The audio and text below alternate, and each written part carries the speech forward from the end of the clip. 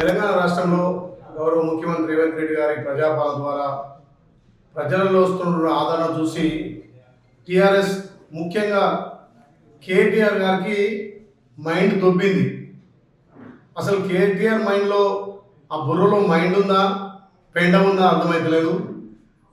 పాడిన మాటలే ఒకటే తిరిగా మాట్లాడి 10 సంవత్సరాలు ఆదాని సొంత ఫ్లైట్లో తిరిగి 10 సంవత్సరాలు దోస్తాన్ చేసి మీరు ఎట్లయితే తప్పులు చేస్తున్నారో మేము కూడా అట్లా తప్పులు చేస్తున్నాడు మతి భ్రమించి ఇలా మైండ్ దొబ్బి కేటీఆర్ మాట్లాడుతుండు. కేటీఆర్ మాట్లాడిన మాటలో ఆయన ప్రెస్టేషన్ కానొస్తుంది.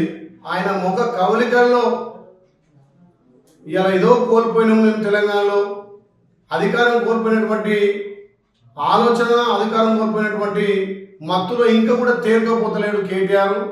మా గౌరవ ముఖ్యమంత్రికి తెలంగాణలో ప్రజాపాలన ద్వారా వస్తున్నటువంటి ఆదరణ చూసి ఓర్వలేక ఏదైతే ఆదాని గారు స్కిల్ యూనివర్సిటీ కోసం 100 కోట్లు ఇస్తే మా గౌరవ ముఖ్యమంత్రి సమస్యలకు తావు ఇవ్వద్దు, ఎక్కడ కూడా ఏ విధమైనటువంటి లొసుగులు కానీ లోటుపాట్లు ఉండొద్దని చెప్పి ఇచ్చిన 100 కోట్లని వెనక్కి పంపిస్తే ఇవాళ స్కిల్ యూనివర్సిటీని బదనాం చేయాలని చెప్పి, స్కిల్ యూనివర్సిటీ డెవలప్ అవ్వద్దని చెప్పి కేటీఆర్ పిచ్చి మాటలు మాట్లాడుతున్నాడు.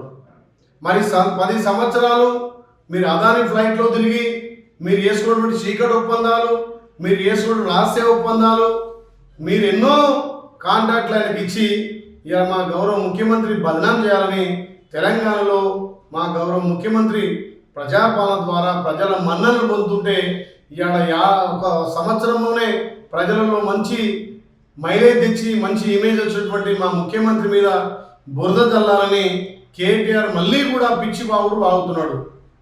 మరి కేటీఆర్కు మతి భ్రమించినట్టుంది. ఒకసారి ఎర్రగడ్డ పోయి చూపించుకుంటే బాగుంటుంది.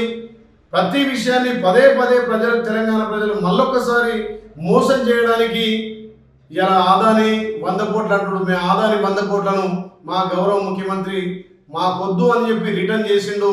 ఆయన చేసుకున్న ఒప్పందాల మీద కూడా పునరాలోచన చేస్తుండు మా గౌరవ ముఖ్యమంత్రి రేవంత్ రెడ్డి గారు.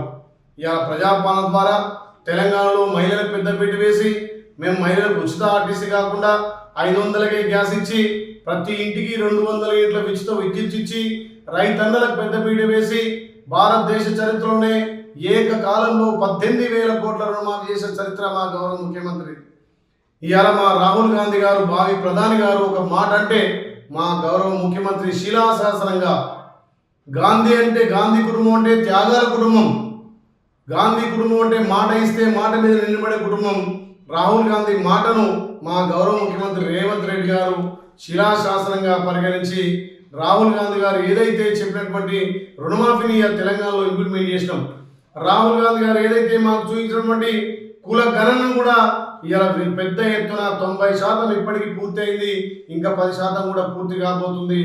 రాహుల్ గాంధీ గారు ఏదైతే భారత్ జోడో యాత్ర ద్వారా పేద ప్రజల బాధలు తెలుసుకొని, కుల వృత్తుల బాధలు తెలుసుకొని ఈ దేశంలో కుల గణన జరిగితేనే ఎస్టీ ఎస్సీ మైనార్టీ బీసీలకు అన్ని వర్గాలకు నిమ్న వర్గాలకు ఫలాలంతైన ఉద్దేశంతో తెలంగాణలో కుల గణన దేశానికే రోడ్ మోడల్గా తెలంగాణ కుల గణన ఉండబోతుంది.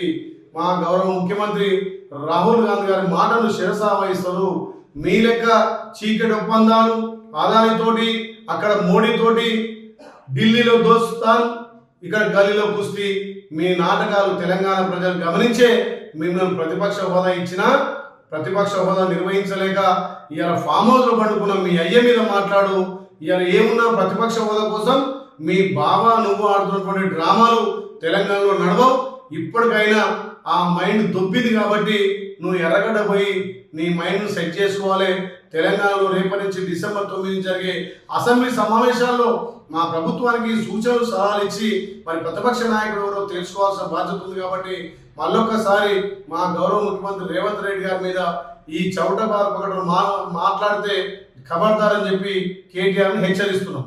Please subscribe to KTV Telugu. KTV Telugu. KTV Telugu. KTV Telugu channel.